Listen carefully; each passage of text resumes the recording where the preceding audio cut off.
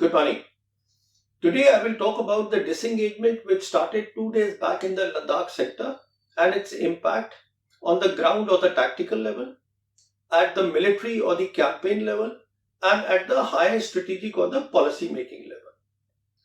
Now, before I get into this, there are two characteristics of the Chinese which I have mentioned in my earlier videos too. They need a iteration.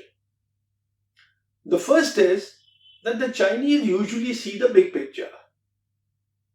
For them, the tactics or the ground situation is only important so long as it fills in, it supports, it helps the big picture. Beyond that, they don't give much credence to the tactical picture. On the Indian side, it is the opposite. In India, a lot of emphasis is put on the tactical or what's happening on the ground. The second characteristics of the Chinese is they have a capability to negotiate and use force at the same time. Now, because this entire process of disengagement and de-escalation after that will be a very slow process, will be an excruciatingly slow process, we will see a lot of twists and turns in this. Now, having said that, let's come to disengagement. As I have been saying right from the beginning when this crisis started, for different reasons, neither sides want war. China does not want war, India does not want war. But the problem is that today, after June 15th killings in the Galwan Valley, the urgency on the Indian side for an early disengagement, they are much more. And the reason is that today the face-off cannot be weapons free. And if one shot gets fired, an excitement on the Indian side, a retaliation and an escalation is ensured. It will happen. So the Indian side does not want that. So there is a bit of a urgency on the Indian side. So this disengagement plan between the two sides was agreed on June 30th between the two military commanders. From our side, a lieutenant general, from their side, a major general. On 30th June at Shishul, in the third round of military leaders' talks, this was agreed. What was not agreed is the terms of the plan. Because the lieutenant general was not authorized to sign on the terms of the reference. It needed a higher ministerial engagement, which was done on July 5th, when National Security Advisor Ajit Doval, he had a talk with Wang He, who is the state counselor of the Chinese. So the terms were agreed. Now, what are these terms? These terms are actually no secret. The Chinese side, right from the beginning of the crisis, made it very clear that in the Ladakh sector, their claim line of November 59, which was given by their premier Chow and Lai, will be the new line of actual control. Now, what they had said was that the 1993 line of actual control, which was agreed mutually by both sides, though not agreed on the map on the ground, as per the statement of the Ministry of External Affairs of June 11th, was known to both the sides on the ground. And the Indian Army never crossed that line. In other words, for the last 27 years, the Indian Army, believing that to be its territory, because after all, the basic sense of the 1993 line of actual control was that this will be a line which both sides are holding. This is where they are holding on the ground. So what has happened is, without firing a shot, now the Chinese side has rubbished the effort of the Indian Army of 27 years. And now they have said, no, you go back to the claim line of November 1915 and all the area which falls between, which the Indian Army thought was their area, is no longer your area. So let's see now what has happened in Galwan. In Galwan, the Chinese side have openly said that the entire valley belongs to us. All the dominating heights belong to us. And they've also made it very clear that no Indian will be allowed to cross the estuary. So basically, the Indian army now will be west of the Shivok River. Now, estuary is basically the river bend, the big river bend of the Galwan River, which also is a very important patrolling point, has been for 27 years for the Indian Army. And today there is a major PLA encampment there. So all this talk, which some unknown sources are telling the media, that we will resume the patrolling when what we used to do after 30 days or 40 days will not happen. Because the Chinese now are saying, okay, in the excitement of the standoff, they did cross their 59 claim line at certain places. And that is where they are taking their tentage back. What is not being said in the media is how much has the Indian army withdrawn. What is not being said is how many of Indian army's semi and permanent structures made over 27 years have been destroyed or dismantled because of this understanding or the terms which have been agreed.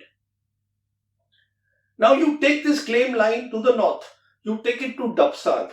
In Dapsang, which it's a very, everybody knows it's a very sensitive area for India, for the Indian army.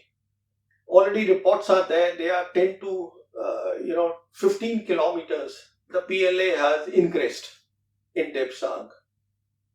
They similarly came in Hot Springs, in Gokra, in Pangong So.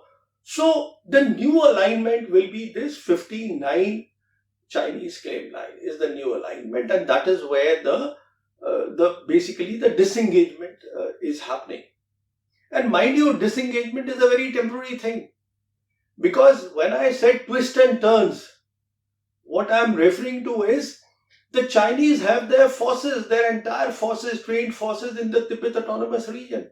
They can bring in any time. So you see, this is what has been agreed, and at Pangong So,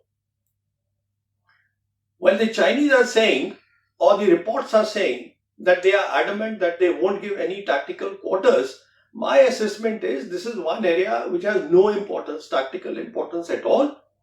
So the Chinese at some stage, to give some sort of a concession, a visible concession to the Indian side, will concede some ground here. It is quite likely. Beyond that, they will not give any quarters, any ground within their claim line. Now, if Praveen Sali is wrong, then the media and the people of India need to ask two questions from the government of India. The first question is, have you accepted the Chinese claim line of November 59 as the new line of actual control in the Ladakh sector?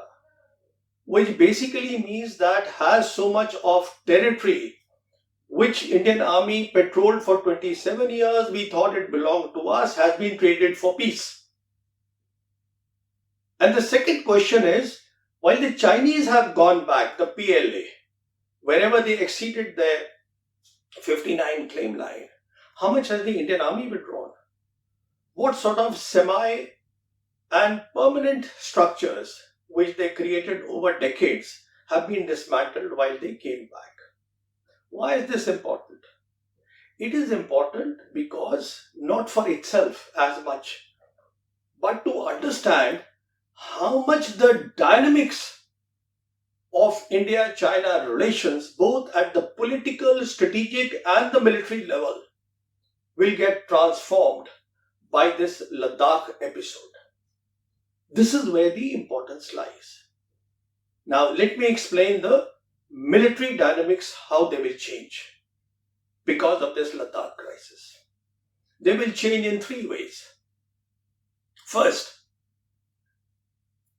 now there is a lot of pressure on the Indian Army, especially in the eastern sector. Eastern sector now is Sikkim and Arunachal Pradesh. Because here still that 1993 line of actual control holds. The Chinese only had a claim line in the eastern sector, in the western sector, Ladakh, never in the eastern sector. So the pressure will be that the Chinese are already, there are so many reports. They have moved in their heavy equipment, their tanks, their artilleries. Now, the Indian army has also moved in very large numbers. Not for war, not for guarding duties, but for policing duties. To make sure that these jokers don't get in again from other places. It's a big pressure. Just as 3 divisions have been pumped in. I mean, this is what media reports tells us in the Ladakh sector.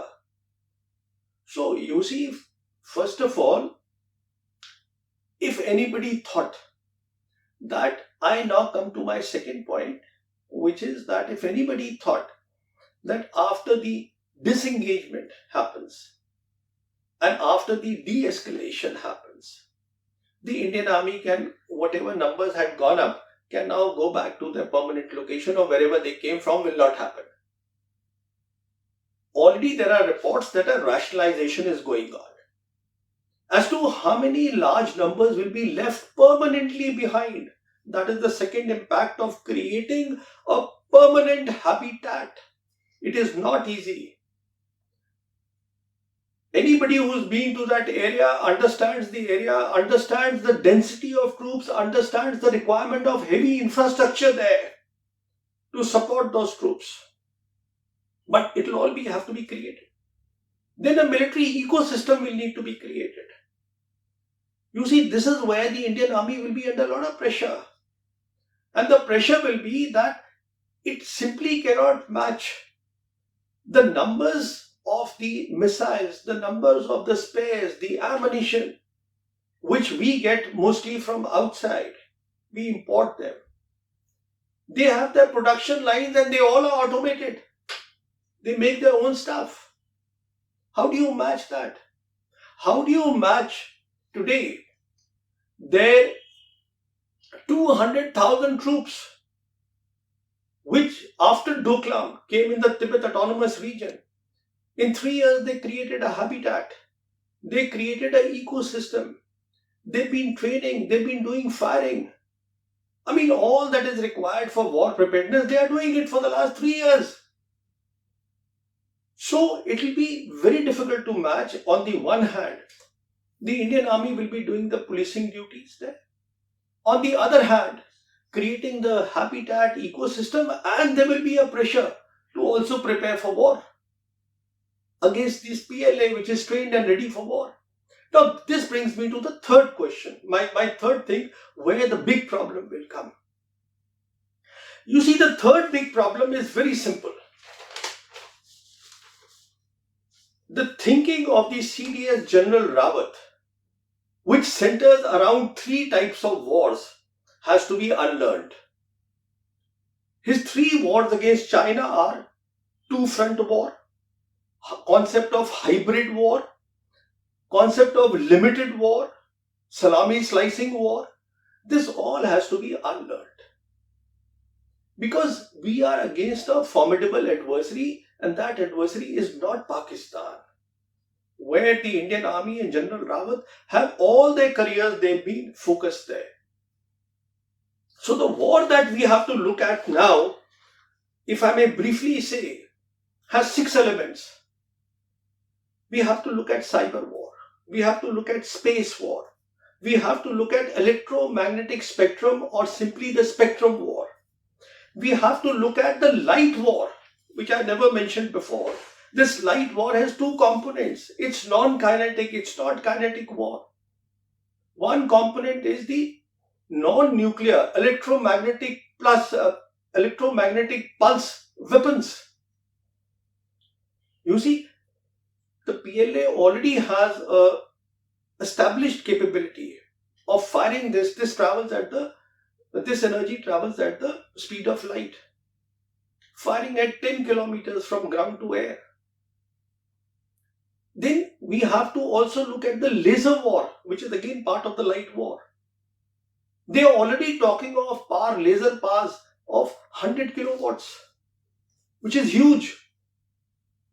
And most of all, we have to look at the invisible or the algorithm war.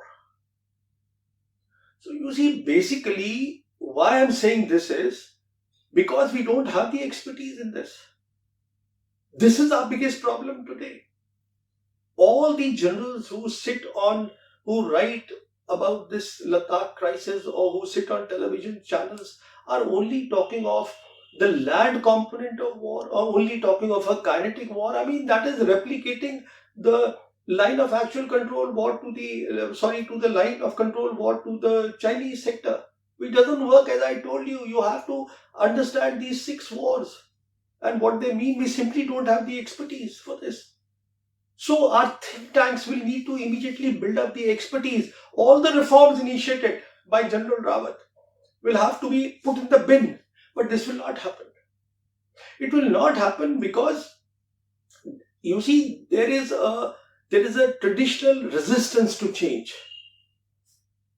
And the Indian army will resist this, and we will keep losing time because we really don't have the time.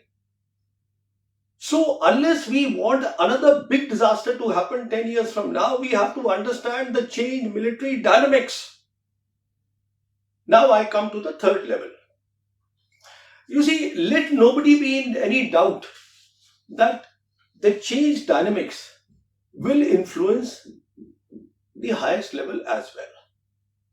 When I say highest level it will not be like post-Doklam, where we had the Wuhan, we had the Chennai Connect, we had Prime Minister Modi going to Sochi, confabulating with President Putin also trying to be a go-between, and then the Chinese turning back and saying that, look, you promised cooperation, but you're not doing the cooperation. You instead are being a rival.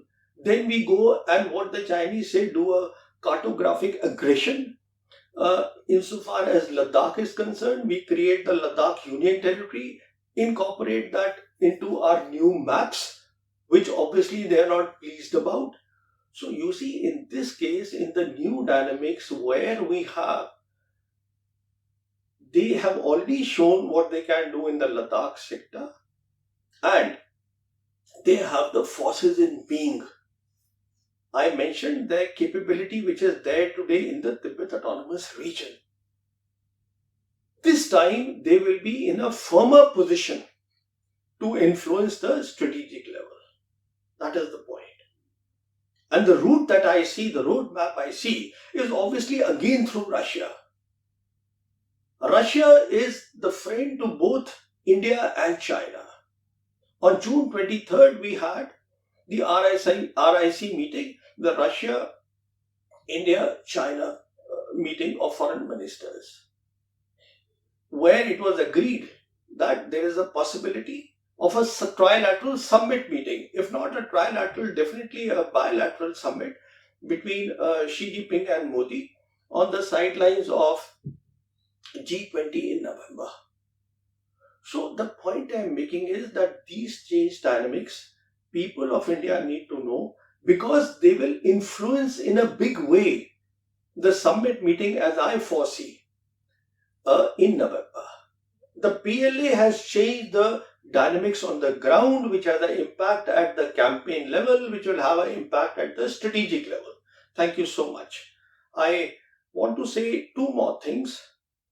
First is that there is a malicious campaign I see on the social media, especially by the ex-servicemen, and I find there 1-star, 2-star, 3-star officers also running a malicious campaign against me that this guy was court-martialed from the army. What I want to tell them is that the army headquarters is right here. I took premature retirement with an unblemished disciplinary record. In the last unit that I served, which was a new raising 154 medium regiment, I was the first adjutant of that. They don't make a disciplinary case as an adjutant. Please go and check my record. What saddens me about these people these starred generals is that they are intellectual dwarfs. And I and Force magazine, we are actually paying for their pensions. My second request is my appeal for subscriptions, which I do every time. If you like the video, subscription is free. It simply helps me to reach out to a larger audience. Thank you so much.